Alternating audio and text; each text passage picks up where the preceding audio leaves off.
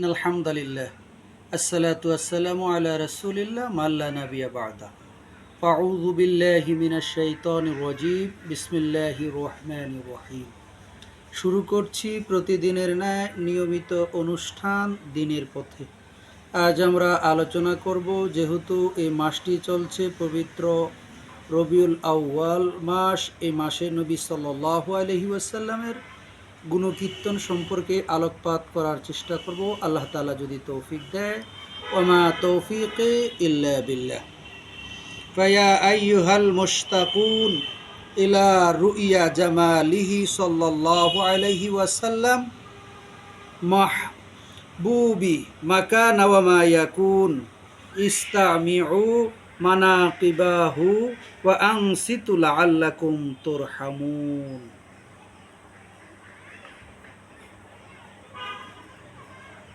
আল্লাহ তাআলা যাহা কিছু সৃষ্টি করিয়াছে আর যাহা কিছু সৃষ্টি করিবে সকলের মাসুক রসুল সাল্লাল্লাহু আলাইহি ওয়াসাল্লামের সৌন্দর্য দেখাইবার হে অভিবাসীগণ, হুজুর সাল্লাল্লাহু আলাইহি ওয়াসাল্লামের গুণাবলী মনোযোগ সহকারে শুনুন। তাহলে কি হবে? আল্লাহ তাআলা আমাদিওকে আপনাদিওকে সকলের উপর রহম দান করিবেন। তাই নবী সাল্লাল্লাহু আলাইহি ওয়াসাল্লামের গুণকীর্তন শোনার বলবার তৌফিক আমাদের সকলকে যেন আল্লাহ তাআলা দান করেন। ক্বালা রাসূলুল্লাহ সাল্লাল্লাহু আলাইহি ওয়াসাল্লাম মাসালি ওয়া মাসালুল আমবিয়াই কামাসালিল কাসরিন উহসিনু বুনিয়ানুহু তুরিকা মিনহু মাউদিউ লিবনাতিন কাতাফা বিহিন নাজ্জারু ইয়াতাআজ্জাবুনা মিন হুসনিন বুনিয়ানিহি ইল্লা মাউদিআ তিলকাল লিবনাতি ফাকুনতা সাদাদাতু মাউদিআ লিবনাতি খুতিমা বিয়াল বুনিয়ানু ওয়া খুতিমা বিয়ার রসুল।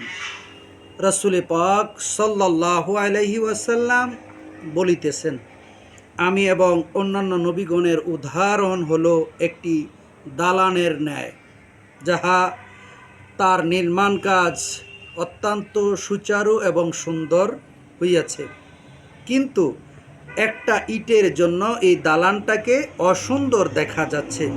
তাই এই ইটের শূন্য স্থানটি মহান আল্লাহ তাআলা রব্বি করিম আমি নবী মুহাম্মদুর রাসূলুল্লাহ সাল্লাল্লাহু আলাইহি ওয়াসাল্লামকে দ্বারা কি করেছেন? সৌন্দর্য মণ্ডিত করেছেন। দর্শকগণ, ওই দালানটি দেখিতে বড়ই আশ্চর্যান্বিত হইত, কিন্তু ওই স্থানটা যে শূন্য রহিয়াছে তাহা দেখিয়া আবার ওই দর্শকগণ কষ্ট পাইত। তাই নবী করিম সাল্লাল্লাহু আলাইহি ওয়াসাল্লামকে দ্বারা ওই বিল্ডিংয়ের ওই দালানের সৌন্দর্য মণ্ডিত করেছেন ওই ইটের জায়গাটা গ্যাপ রেখে। অর্থাৎ এই হাদিস দ্বারা এই কথাটাই বোঝাতে চেয়েছেন, আল্লাহর নবী সাল্লাল্লাহু আলাইহি ওয়াসাল্লাম দুনিয়ায় আসার আগে অগণিত নবী এবং রসুল এসেছেন, তাদের জীবন আচার্য অনেক সৌন্দর্যমণ্ডিত, কিন্তু এর যে চূড়ান্ত সৌন্দর্যর যে রূপটা তাহা দান করিয়াছেন আমাদের নবী মুহাম্মদুর রাসূলুল্লাহ সাল্লাল্লাহু আলাইহি ওয়াসাল্লামের মাধ্যমে। আর তাহাও কি করেছেন? নবী সাল্লাল্লাহু আলাইহি ওয়াসাল্লাম দ্বারা ওই ছিদ্রকে বন্ধ করিয়াছেন। এই রূপ আমার দ্বারা, অর্থাৎ নবী মুহাম্মদুর রাসূলুল্লাহ সাল্লাল্লাহু আলাইহি ওয়াসাল্লামের দ্বারা রিসালাতের দরওয়াজা বন্ধ করে দিয়েছেন। আমার নবী আসার পরে, তাকে নবুয়তি দান করার পরে, আমার নবীর পরে কিয়ামতের আগ পর্যন্ত আর কোনো নবী আসবে না।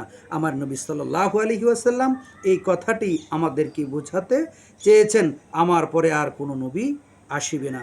তাই আমরা নবী সাল্লাল্লাহু আলাইহি ওয়াসাল্লামের এই জন্মের মাসে আমরা নবী মুহাম্মদুর রাসূলুল্লাহ সাল্লাল্লাহু আলাইহি ওয়াসাল্লামের জীবন আচার্যকে আমাদের দৈনন্দিন জীবনে, আমাদের পারিবারিক কাজে, আমাদের ব্যবসায়িক কাজে, আমাদের সকল ক্ষেত্রে নবী সাল্লাল্লাহু আলাইহি ওয়াসাল্লামের আদর্শকে আমাদের মধ্যে সুসজ্জিত করতে চেষ্টা করব, নবীর আদর্শকে নিজের মধ্যে ধারণ করতে চেষ্টা করব। সর্বোপরি নবী সাল্লাল্লাহু আলাইহি ওয়াসাল্লামের উপর বেশির চেয়ে বেশি বেশি করে দুরূদ পাঠ করে আমরা নবী সাল্লাল্লাহু আলাইহি ওয়াসাল্লামের একেবারে নিকটে জান্নাতে থাকার চেষ্টা করব।